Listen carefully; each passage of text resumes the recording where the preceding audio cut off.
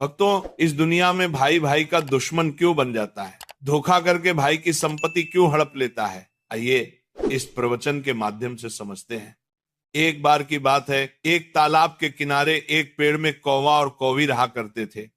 कौवा कौवे के पास बैठी हुई थी, तो कौवी ने कौवा से पूछा, मैं जंगल से उड़ते हुए आ रही थी तो मैंने देखा कि भाई भाई की जान का दुश्मन बना हुआ है, भाई भाई की संपत्ति हड़पने में लगा हुआ है, भाई भाई की पत्नी को छीनने में लगा हुआ है, एक भाई दूसरे भाई को धोखा देने में लगा हुआ है। हे स्वामी, जब मैंने यह नजारा देखा तो मेरा मन विचलित हो गया। इसीलिए मैं आपसे दो प्रश्न पूछना चाहती हूँ।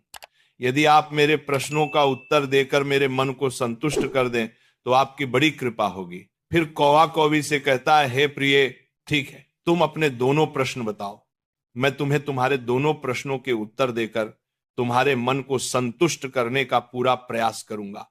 कौवे कहने लगी, हे स्वामी, मेरा पहला प्रश्न है कि भाई भाई का दुश्मन क्यों बन जाता है।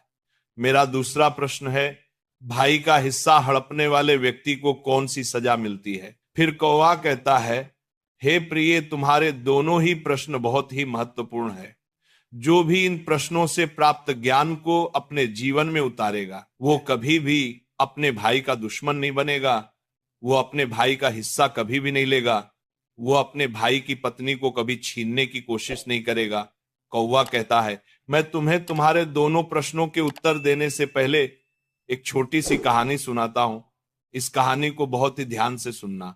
यदि तुमने इस कहानी को ध्यान से सुना तो निश्चित ही तुम्हारे दोनों प्रश्नों का उत्तर तुम्हें मिल जाएगा और तुम्हारा मन पूरी तरह से संतुष्ट हो जाएगा। फिर कौवी कौवा को कहानी पूरी सुनने का वचन देती है और कहती है, अब कहानी शुरू कीजिए, मैं कहानी को पूरा मन से सुनूंगी। तब कौवा कहता है, हे प्रिय, एक नगर में एक राजा था। उसके महल में एक बहुत ही सुंदर बाग था। उस बाग में तरह तरह के फूलों के पौधे और अनेक प्रकार के मीठे फलों के पेड़ थे। इसके अलावा उस बाग में सबसे आश्चर्यजनक चीज थी, एक सेब का पेड़ था जिसमें सोने के सेब लगते थे। उस राजा ने उस पेड़ की देखभाल के लिए खास इंतजाम कर रखा था। जब इसके फल पकते थे तो चौकीदार रात दिन उसे पेड़ का पहरा दिया करते थे ताकि कोई सोने का सेब चुरा ना सके। कौवा कहता है, हे प्रिय, लेकिन एक दिन की बात है, जब बाग के माली ने सोने के सेब को गिने तो उसमें एक सेब गायब था। माली तुरंत दौड़ता हुआ राजा के पास पहुंचा और राजा को सेब के पेड़ पर एक फल कम होने की खबर दी। राजा ने यह बात सुनी तो उसे बड़ा आश्चर्य हुआ कि बाग में उस पेड़ की देखभाल का इंतजाम करने के बाद भी उस पेड़ से फल कैसे चोरी हो गया। राजा ने ऐलान किया कि जिस व्यक्ति ने उस पेड़ का सेब चुराया है उस व्यक्ति को जो भी पकड़ कर लाएगा उसे इनाम दिया जाएगा। राजा के 3 बेटे थे। सबसे बड़ा राजकुमार राजा से कहने लगा, पिताजी, रात को मैं बाग में पहरा दूंगा और चोर को पकड़ने की कोशिश करूंगा। फिर राजा ने अपने बड़े बेटे यानी बड़े राजकुमार को बाग में पहरा देने का आदेश दिया और चोर को पकड़ने की इजाजत दे दी। वो बड़ा राजकुमार रात में पहरा देने लगा, लेकिन 2 घंटे बाद ही बड़े राजकुमार को नींद आ गई और वह सो गया। राजकुमार सुबह उठकर उसने सेबों को गिना तो वो देखकर चकित रह गया कि रात भर में एक सेब और गायब हो गया। फिर इसके बाद दूसरी रात को दूसरे राजकुमार ने पहरा देने का काम संभाला तो उसे भी नींद आ गई और तीसरे दिन भी सेब चोरी हो गया। पेड़ से लगातार फल चोरी होने से राजा बड़ा चिंतित था और समझ में नहीं आ रहा था कि क्या किया जाए। ये सोचते हुए सब उदास बैठे थे। इतने में सबसे छोटा राजकुमार आया और उसने कहा कि आज की रात में पहरी दूंगा और चोर को पकड़ लूंगा। राजा सबसे छोटे राजकुमार से खुश नहीं रहता था।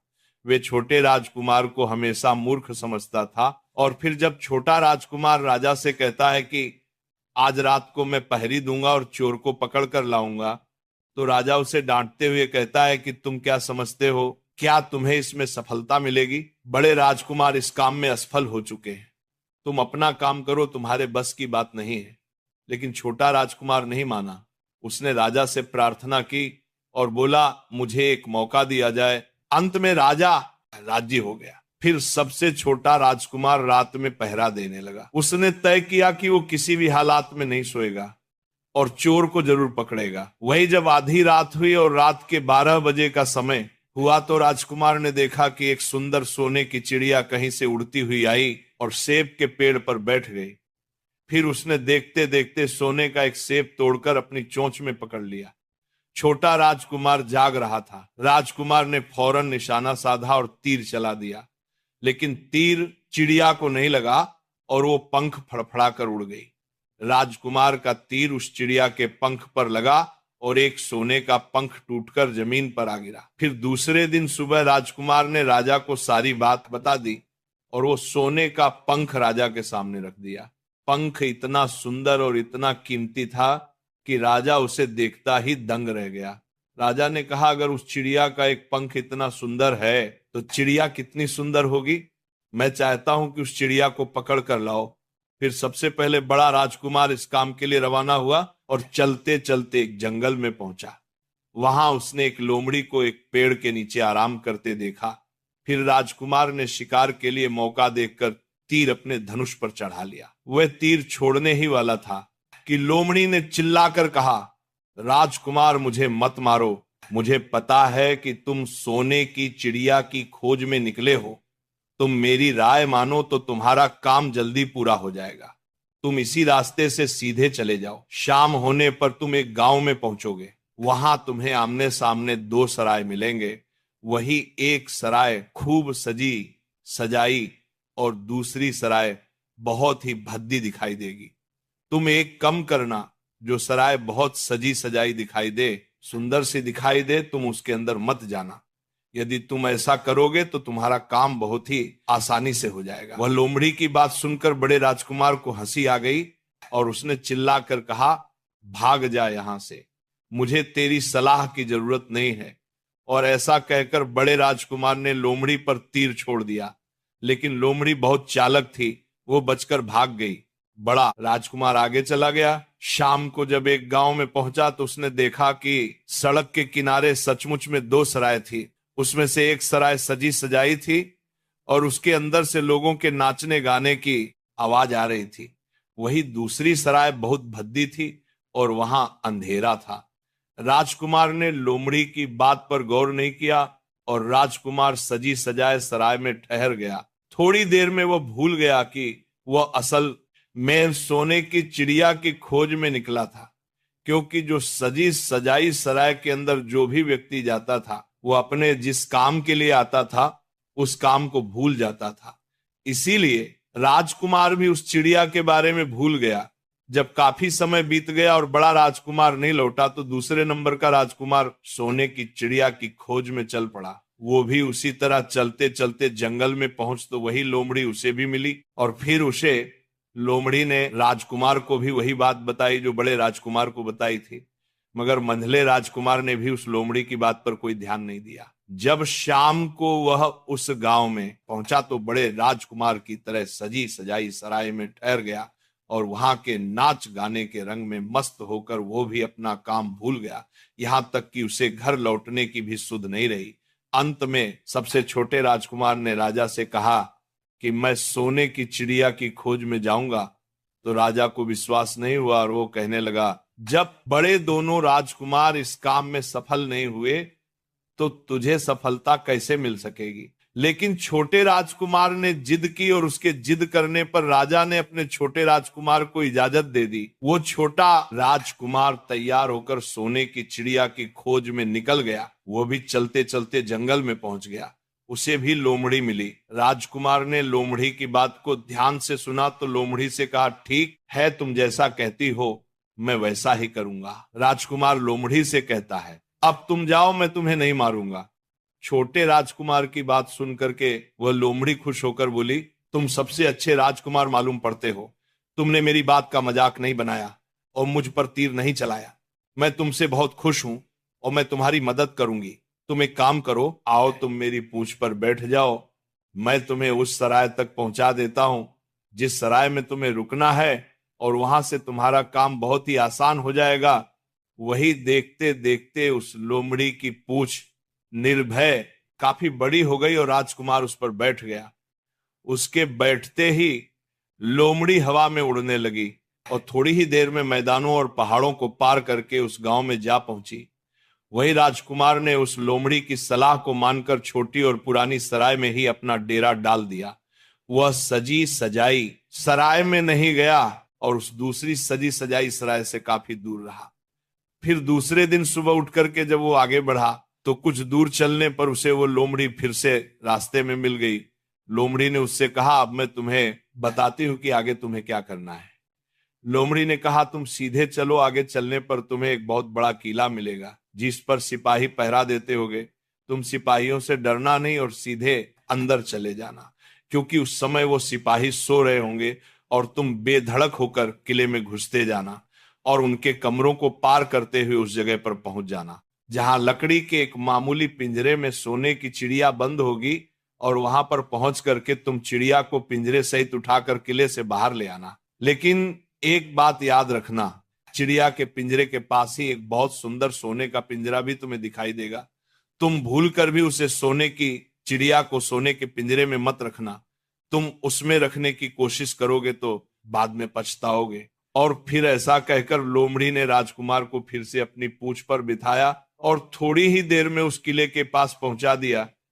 अब राजकुमार ने किले के पास जाकर देखा कि सचमुच उसके पहरेदार सो रहे थे, और फिर छोटा राजकुमार बिना डरे हुए सीधा महल में घुस गया और थोड़ी ही देर के बाद उस कमरे में जा पहुंचा जहां सोने की चिड़िया एक पिंजरे में बैठी हुई थी। उस पिंजरे के पास ही सोने के 3 सेब पड़े हुए थे। फिर तो उन तीनों सेब देखकर राजकुमार ने फौरन पहचान लिया कि ये तीनों सोने के सेब उसके पिता के बाग के ही हैं। सोने की चिड़िया इतनी सुंदर थी कि राजकुमार उसे चिड़िया को देखता ही रह गया, और वह उसे चिड़िया को उठाकर लाने ही वाला था कि उसकी नजर पास ही पड़े एक सुंदर से पिंजरे पर पड़ गई। वो पिंजरा बहुत ही सुंदर था और उसमें तरह तरह के कीमती पत्थर जड़े हुए थे। और फिर सुंदर सोने के पिंजरे को देखकर छोटे राजकुमार के मन में लालच आ गया और उसने सोने की चिड़िया के लिए वही पिंजरा ठीक समझा, और राजकुमार लोमड़ी की बात को भूल गया कि उसने सोने के पिंजरे को छूने के लिए मना किया था। मगर राजकुमार लोमड़ी की बात भूलकर और उसने सोने की चिड़िया को लकड़ी के पिंजरे से निकालकर सोने के पिंजरे में बंद कर दिया। लेकिन नए पिंजरे में आते ही वो सोने की चिड़िया जोर जोर से शोर मचाने लगी और राजकुमार पिंजरे को उठाकर कमरे से बाहर भी नहीं निकल पाया था, क्योंकि चिड़िया के शोर मचाने पर उसकी आवाज से सिपाही कमरे में पहुंच गए और उन्होंने राजकुमार को पकड़ लिया। फिर राजकुमार को अपनी भूल का पता चला। उसे याद आया कि लोमड़ी ने उसे क्या कहा था, लेकिन अब क्या हो सकता था। सिपाही उसे छोटे राजकुमार को पकड़कर राजा के दरबार में ले गए। जाके पूछने पर राजकुमार ने सारी बात राजा को बता दी। फिर राजकुमार की बात को सुनकर राजा ने कहा, तुम मेरे महल में चोरी करने के लिए घुसे थे, मैं तुमको माफ नहीं करता। तुम्हें फांसी की सजा दी जाएगी, लेकिन मैं तुम्हें एक मौका दे सकता हूं। अगर तुम मेरे लिए सोने का घोड़ा लाकर दो तो मैं तुम्हें न सिर्फ छोड़ दूंगा बल्कि सोने की चिड़िया भी तुमको दे दूंगा। राजकुमार को अपनी जान बचाने के लिए राजा की शर्त माननी पड़ी और वह सोने के घोड़े की तलाश में निकल पड़ा। वह किले के बाहर जाने पर छोटे राजकुमार ने देखा कि लोमड़ी उसका इंतजार कर रही है, और फिर उसने लोमड़ी को सारी बातें बताई। तो लोमड़ी ने निराश होते हुए कहा कि मैं अब तुम्हारी कोई मदद नहीं करूंगी। तुमने मेरे कहने के अनुसार काम नहीं किया।